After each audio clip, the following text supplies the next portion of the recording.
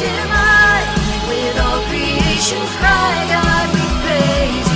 Oh, oh, oh, we praise you. Oh, oh, oh. Let faith be a song that overcomes the raging sea. Let faith be the song that calms the storm inside of me. Let it rise. Let faith arise. We'll see you break down every wall. We'll watch the giants fall. You cannot survive when we praise you. The God of breakthroughs on our side, forever lifted high, with all creation cry, God, we praise you.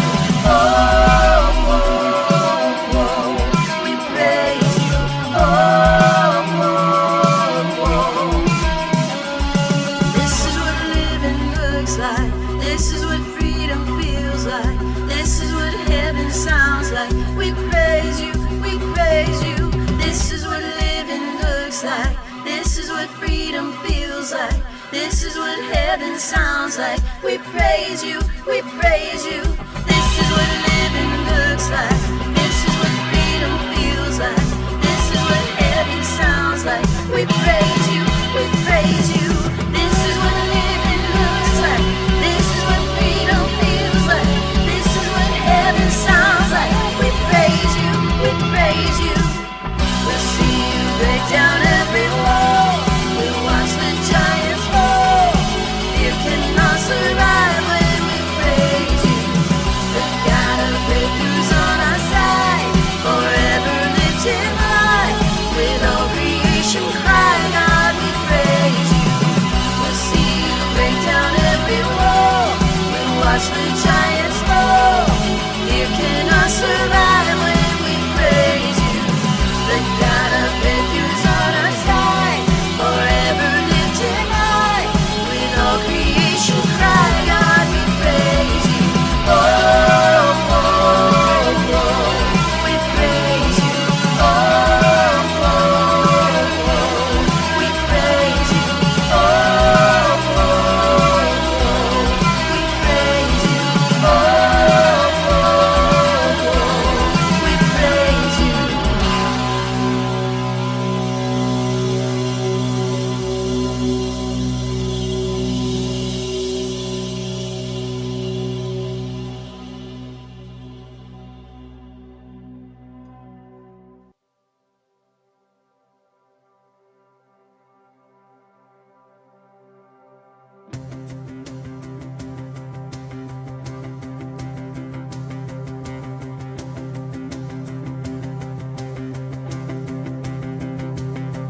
I raise a hallelujah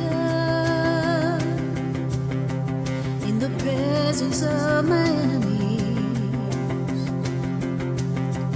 I raise a hallelujah louder than the unbelief. I raise a hallelujah.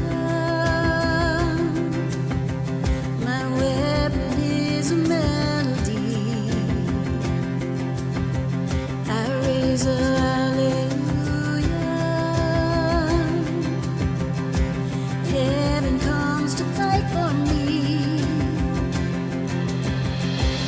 I'm gonna sing in the middle of the storm, louder and louder.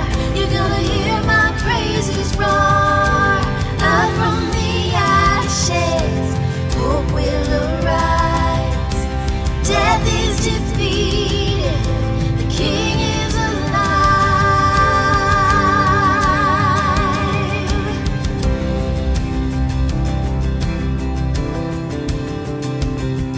I raise a hallelujah with everything inside of me.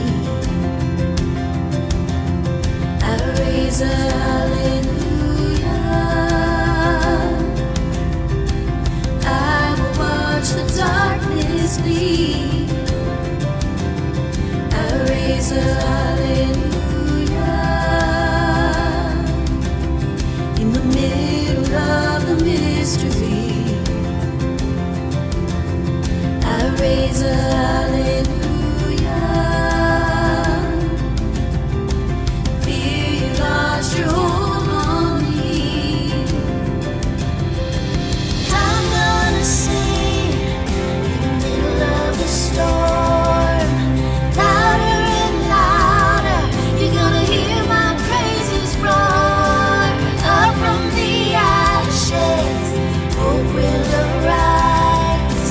Death is defeated.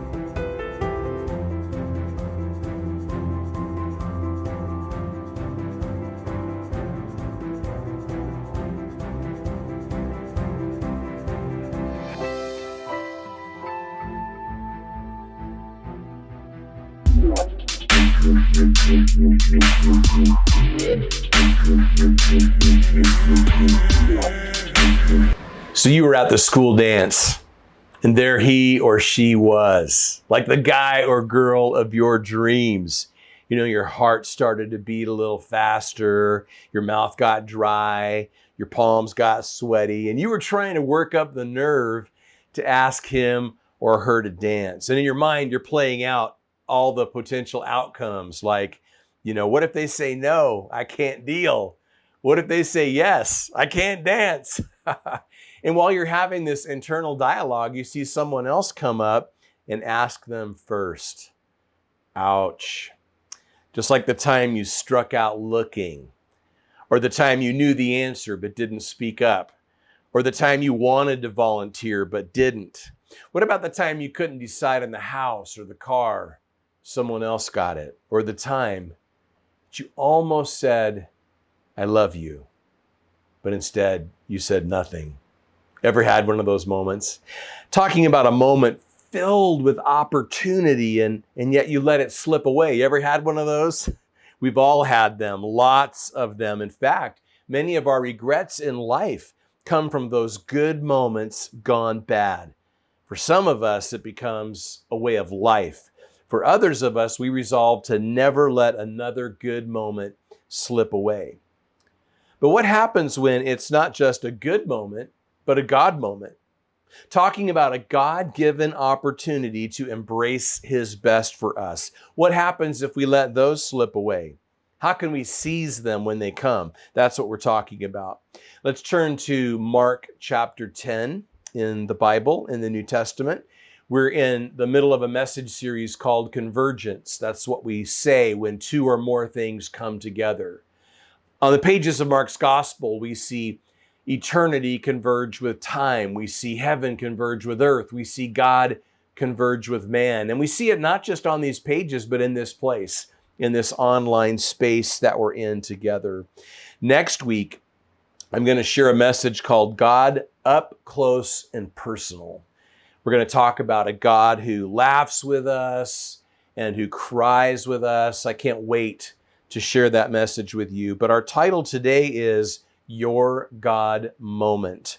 I want to talk about something, I want to talk about nothing, and I want to talk about anything. So first, I want to talk about something, as in do something. Mark 10, beginning in verse 46. It says, Now when they came to Jericho, as he went out of Jericho with his disciples and a great multitude, blind Bartimaeus, the son of Timaeus, sat by the road begging. And when he heard that it was Jesus of Nazareth, he began to cry out and say, Jesus, Son of David, have mercy on me. Now, you notice the reference to the great multitude in verse 46. It was Passover season. So Passover pilgrims were traveling from every corner of the Roman Empire, many of them making their way to Jerusalem through Jericho. So when our story begins, Jesus is in the bottleneck between old Jericho and new. That explains an apparent discrepancy between Mark's version and Luke's version. Mark makes it sound like Jesus was exiting Jericho. Luke makes it sound like Jesus was entering Jericho. Well, that's because he was exiting old Jericho and entering new. And this is where we meet this man, blind Bartimaeus. Matthew, in his version, tells us that there were two men, but Mark focuses on one and names him. I wonder if Bart missed his calling in life. Don't you think he should have been a recording artist? I mean, like when I pull up Apple Music, I see blind Willie Johnson, I see blind Boys of Alabama, I see blind Melon, I see Third Eye Blind. Maybe we could add to that list blind Bartimaeus. Well, except for one thing, or a couple things. We don't find him in a recording studio, we find him on the roadside. And we don't find him on the Billboard charts, we find him begging. We find him on the side of the road with one of these as people passing by drop coins in as they go. I mean, Passover must have been like Black Friday for beggars. You know, you think about posting up right on the way to Jerusalem, and these Passover pilgrims, all in a festive, generous mood.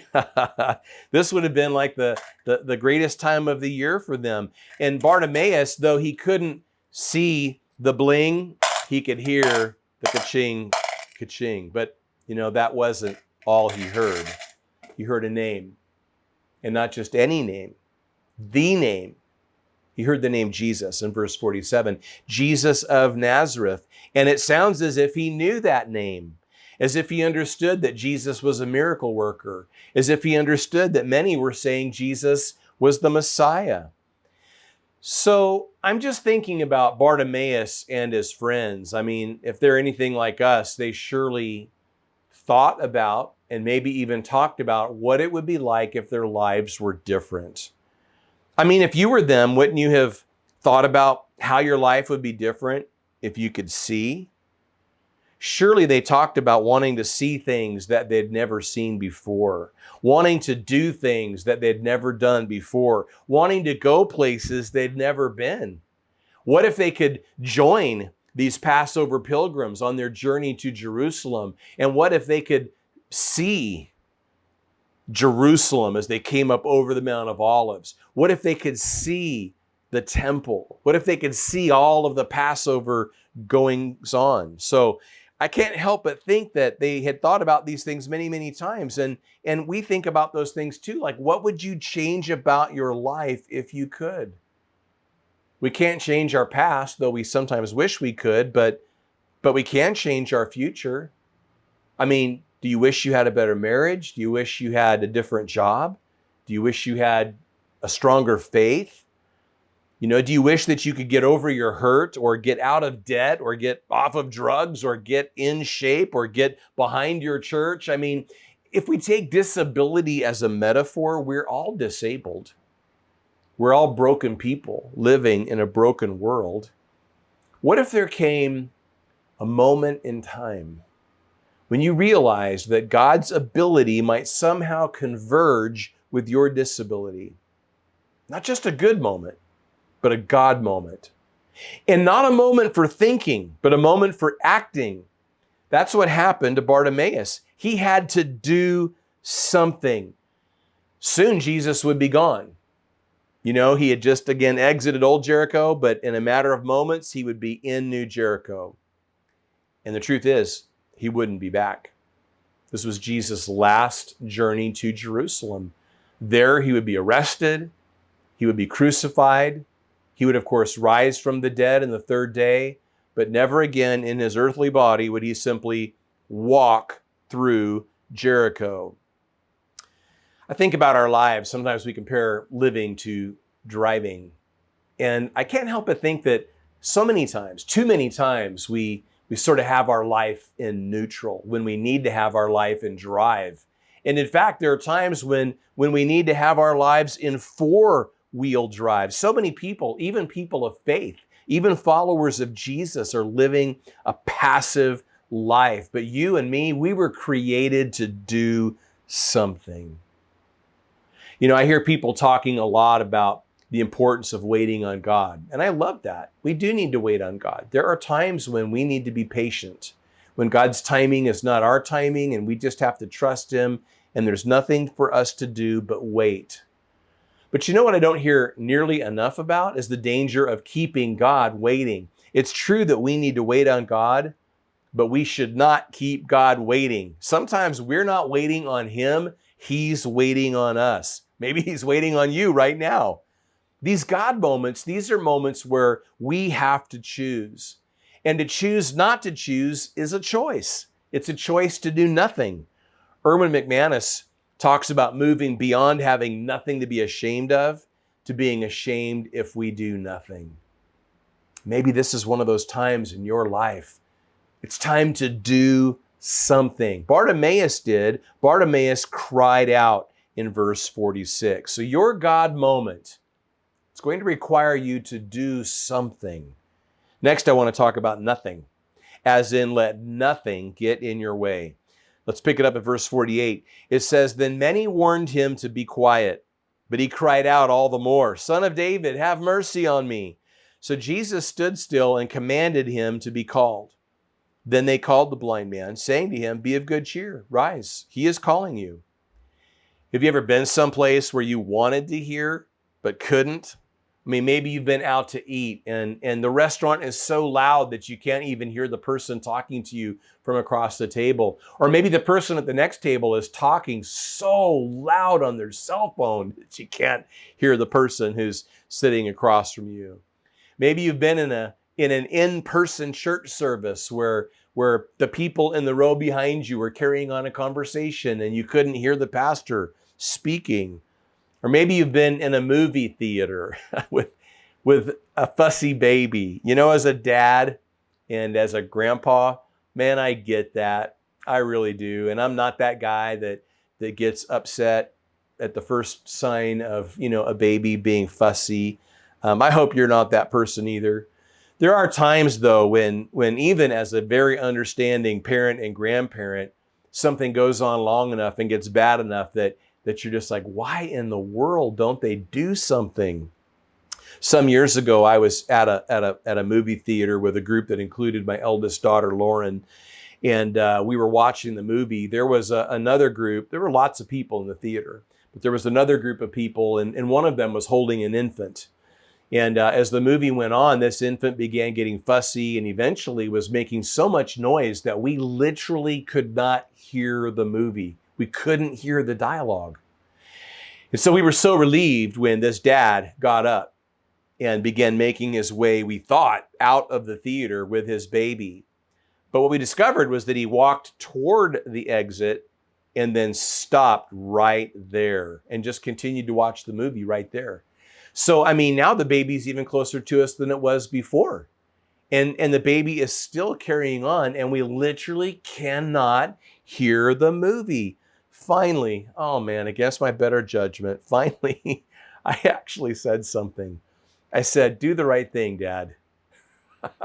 I thought I was being gentle. "Do the right thing, Dad? Like, that's not that bad, is it?" And he responded, "I'm trying."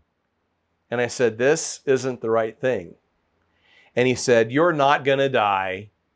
Well, here's the problem. I heard him say, "You're not going to die," but the rest of my group didn't hear the word "not." All they heard was, "You're going to die." And they're freaking out. Now, it wasn't long before the man actually did take the baby out of the theater. He waited long enough for it to look like it was his idea and not mine. But the rest of the group that he was with stayed and watched the movie. So we knew he had to be there somewhere. So when the movie ended and it was time to go, of course, I wasn't worried because I heard him say, "You're not going to die." But the people I was with were totally freaked out because he said I was going to die. So we're walking out of the theater like this, looking every which way in case this guy wants to bust a cap or something. Well, I'm not sure what the problem was here between Old Jericho and New. I don't know if the problem was that they couldn't hear over Bartimaeus, or if they were just annoyed with Bartimaeus, or if they were even embarrassed by Bartimaeus and what he was saying and what he was doing. But on Bart's end, he was not going to let anything get in his way. He was to let nothing get in his way, not even people. He was not going to let the fear of people's reaction determine his action. So listen, when you decide to do something, when your God moment comes along and you decide to do something, don't expect everyone to encourage you. They won't. Some will. I hope lots will. But you can expect someone to discourage you. I've seen it happen over and over and over again. It's the be quiet crowd. That's what they said to Bartimaeus, be quiet. And that's what they say to us, maybe in other ways, but they're trying to shut us down. They're trying to shut us up. Be quiet. We're talking about people who are the armchair generals, the backseat drivers, the Monday morning quarterbacks. And the thing about these people is they don't do anything, but they don't really want us to either. In fact, it makes them feel better about themselves if we don't. Mark Twain said, keep away from people who try to belittle your ambitions. Small people always do that. But the really great make you feel that you too can become great. That's good advice. In fact, we need to tune out the be quiet crowd of verse 48 and tune in the be of good cheer crowd of verse 49. To those of us who sometimes find ourselves in the be quiet crowd, to those of us who sometimes are the chronic second guessers of other people's actions, we need to remind ourselves that we're not helping anybody. In fact, we're probably hurting somebody. John Maxwell said, "You hold the power to make another person's life better or worse by the things you do today. Those closest to you, your spouse, children, or parents, are the most affected by what you say and do. Use that power wisely." And so in verse 50, it says, "And throwing aside his garment, he rose and came to Jesus." So he was going to let nothing get in his way. Not people, we talked about that, but also not problems. His problem was his garment, his coat. I wonder why he was wearing that coat. You know, sometimes I see homeless people wearing coats in the heat of summer, and you wonder, aren't they uncomfortable? But then you realize, what else are they going to do? I mean, if they're homeless, they probably don't have a safe place to leave that coat, and they may very well need that coat at night to keep warm or even to use, as a bed of sorts. And so it's possible that was kind of part of what was going on with Bartimaeus. I mean, we don't know whether he was housed or not. We don't know whether he had the coat with him because he was cold or because he didn't dare leave it behind anywhere. So let's just think about this a little bit. I mean, if he didn't throw aside his garment, it might trip him. Like it might physically hinder him as he tried to get to Jesus. But if he did throw aside his garment, he might never get it back. Someone could take it. He wouldn't even see them do it and would have no idea how to find them. Well, the world is filled with people who see all the potential problems. In over 3 decades of ministry, I've had many conversations with people about their lives. And lots of them have been super productive conversations, but some of them not so much. Sometimes people come and they want to talk to you about how to have a better marriage. And so you say, well, you could try this. Yeah, but you could try that. Yeah, but they come to you, they want to talk about maybe their career path and what they could do about finding a different job or changing careers altogether. So you say, well, you could try this. Yeah, but you could try that. Yeah, but. Or they come to you because they want to talk about how they could have a stronger faith. And so you say, well, you could try this. Yeah, but you could try that. Yeah, but they're the yeah buts. I mean, everything gets a yeah but in response. Sometimes I don't get people. Sometimes I'm wondering, like, why are we having this conversation again? Because it's like, you came to me, you initiated this. I don't understand. Well, if we're looking for a reason not to do something, we will always find it. There will always be a person or a problem to get in our way. But if we're determined to let nothing get in our way, us and God, we can do anything, which sets us up nicely for our next point. Your God moment, it's going to require that you do something.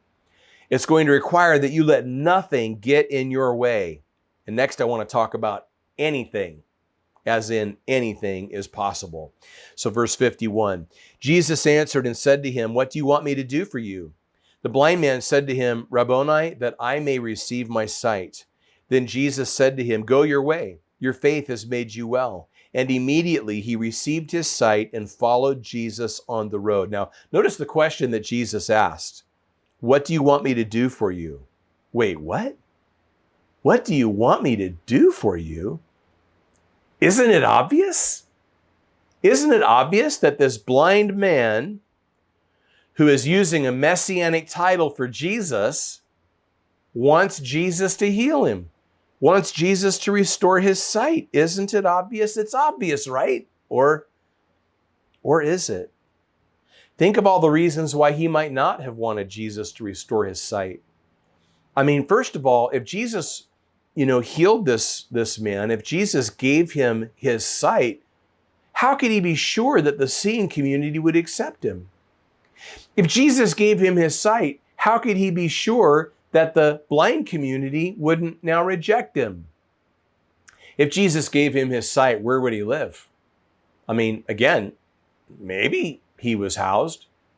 Maybe he wasn't. He might not be able to stay wherever he's staying now. Where's he going to stay? If Jesus gave him his sight, what's he going to do for a living? The man has no resume, no work history, no experience, no job skills. He has this. Every day he sits on the side of the road and people passing by drop coins inside. This is what he has. For him, he was facing the possibility of being without this.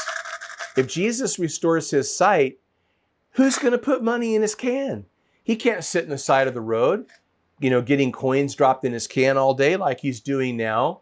I mean, we're talking about him giving up his security. We're talking about him embracing uncertainty. Your God moment is going to be very similar. I mean, what is your can? What is that thing in your life that you're holding on to and that you won't let go of? Because you can't imagine life without it. You can't imagine life that's more than the life you have now, that's bigger than the life you have now, that's more rewarding than the life that you have right now. Your fear of losing this right here is keeping you from gaining all of that. I think sometimes we've lived with this for so long that we can't even imagine that. We can't even believe God for that. And we're certainly unwilling to risk everything to pursue that. What is your can? Will you let go of your can? Will you put down your can and believe for something more, for something bigger, for something greater? Embracing our God moment means that we recognize security is often overrated. And uncertainty is to be embraced. Uncertainty means I don't know exactly what that looks like. I don't know for sure how every single part of that is going to work out. But I have clarity that that's the direction I'm supposed to go. So I will embrace the uncertainty. Verse 52, then Jesus said to him, go your way, your faith has made you well. And immediately he received his sight and followed Jesus on the road. Matthew talks about the compassion that Jesus felt and says that Jesus even touched him. Imagine. God's ability converged with his disability. And what did he do? It says he followed Jesus, that is, to Jerusalem. Like he traveled with Jesus and the disciples the rest of the way to Jerusalem. I wonder what he saw there. I think he saw a lot. The fact that Mark, whose source was Peter, mentions him by name may indicate that he was known to the first century church. My guess is that he saw parts, at least, of what happened. Jesus would be arrested, Jesus would be tried, Jesus would be crucified, Jesus would rise from the dead, he would appear to his disciples. My guess is that he witnessed parts of that. What an amazing thing. When God's ability converges with your disability, even metaphorically speaking, what will you do? Man, your God moment will require that you do something, that you let nothing get in your way, that you believe anything is possible. So has God been speaking to you about some part of your life during this online service, during this message? Could this be your God moment? I'm asking you to commit right now to do something. I want to encourage you to write down now or later what it is you're going to do. And then start thinking about who is most likely to push back, what is most likely to get in your way. And I'm asking you to commit right now to let nothing get in your way. Begin praying for the people and about the problems.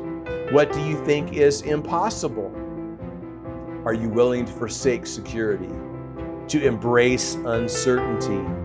I'm asking you to commit right now to the belief that anything is possible.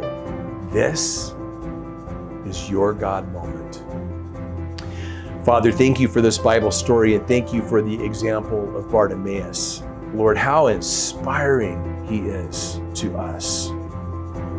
I pray for those watching this online service and for myself, Lord, that we would follow Bartimaeus' example, that we would commit to do something, that we would commit to let nothing get in our way, that we would commit to believe that anything is possible.